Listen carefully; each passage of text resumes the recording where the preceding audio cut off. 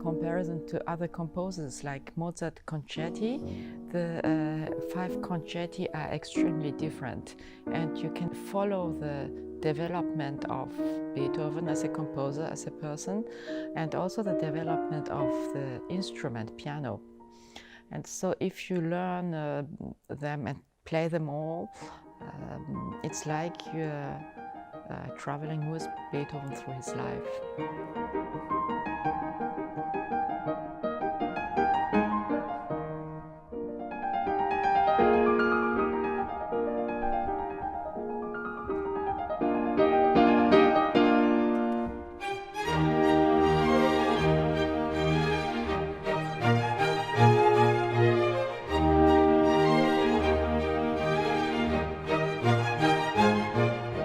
All of the 5 piano concertis are in their own way perfect pieces, but yet they do develop and they become really, as Mari just said, a voyage through the development of European musical history.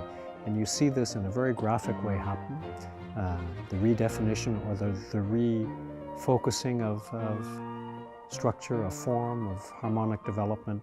And this is really, for a conductor, particularly important to become sensitized towards the development of musical history in general.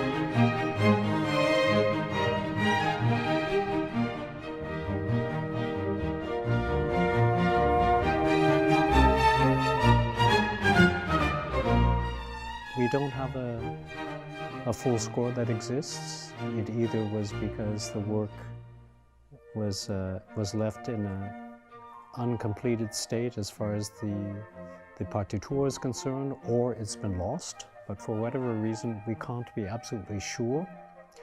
But we do know a lot. We know that all of the notes that are played, they are written by Beethoven. And through this you can see that in terms of craftsmanship he is fully developed. The genius will then come in the future years, but in terms of being absolutely in control of structure and form and harmony, it's very impressive to think that a 12 or a 14-year-old boy could have this much talent. We placed the recording technique with the sensitivity to the fact that the instruments at the time were under transition. The instructions in the scores give the option to the interpreter to play on cembalo or fortepiano. The indications in the particello show that Beethoven was thinking about a fortepiano because of the dynamics that were written.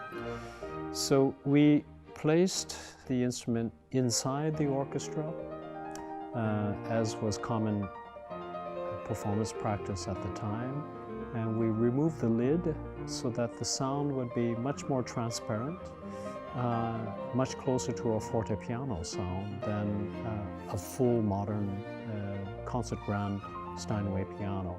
And in this way it allowed Mari to play in a much more delicate way, and it also allowed the orchestra to orient their accompaniment to a much lighter and transparent sound. In this sense, the conductor stands to the side rather than in front of the whole ensemble.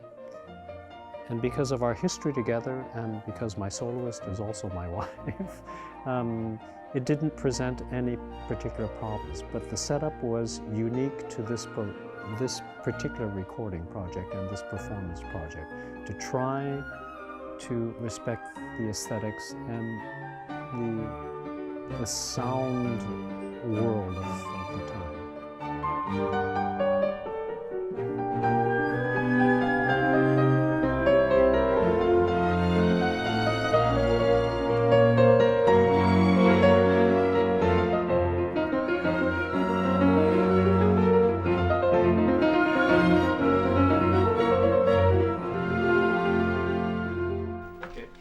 Sehr gut, danke. It doesn't resemble to anything that we have experienced in the past. Usually we study certain style and then we can always think, yes, of course, this is the language of Beethoven. And of course you can already see Beethoven's language, but it's not quite the same as in the later years. So there were lots of research how Beethoven was influenced, who influenced Beethoven at that time, other instruments, singers, and how a pianoforte would sound, and trying to really combine to bring to life with today's instrument how it would be still sounding like hopefully what Beethoven had in mind.